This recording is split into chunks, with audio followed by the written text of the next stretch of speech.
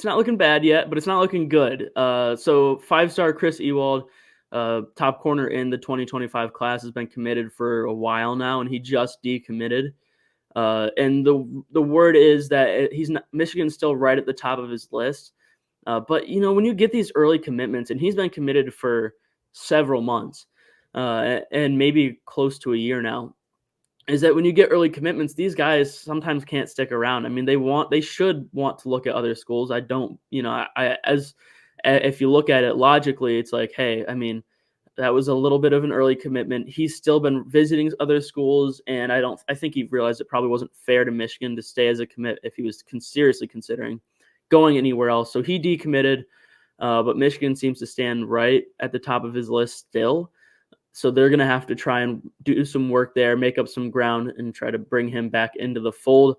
Otherwise, not a lot going on. I think we're going to have to wait until after this NFL hiring cycle and that whole saga. And again, we talked about this earlier in the show, is, that it is hurting recruiting, this whole, parade that Jim Harbaugh is going around the NFL doing, which I fully respect. I get it, man. You want to pursue certain goals in your career, and you should have every right to do it. And he brought a national championship to the University of Michigan, so no blame there. He's going to do what he's going to do, but it is going to hurt recruiting, and that's the unfortunate reality of that. So Ewald decommitted, and he is a bona fide star waiting to happen, lockdown corner. Anyone who gets him will be happy. He's been visiting a lot of Southern schools as well, and he's in Florida. He goes to Chaminade Madonna, and so we'll see what happens, but Ewald's still a possibility there. Otherwise, we're going to have to wait and see.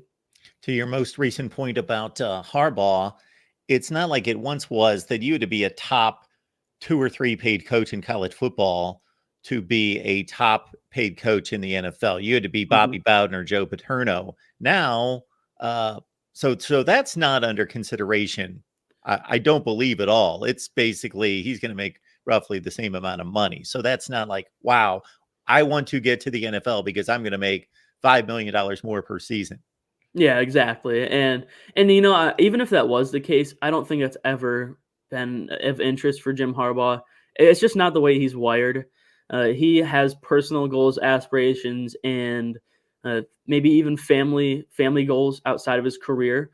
And maybe that's partly why he ended up deciding to go to Michigan. I mean, he had a really young son around that time.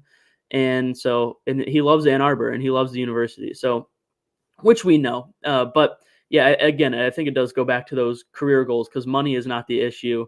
And like you said, even if it was, he'd be making roughly the same amount.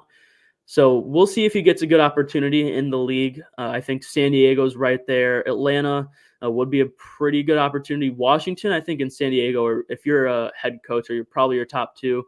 And beyond that, I mean, you're battling with Bill Belichick. So in all likelihood. So yeah, we'll see what happens there.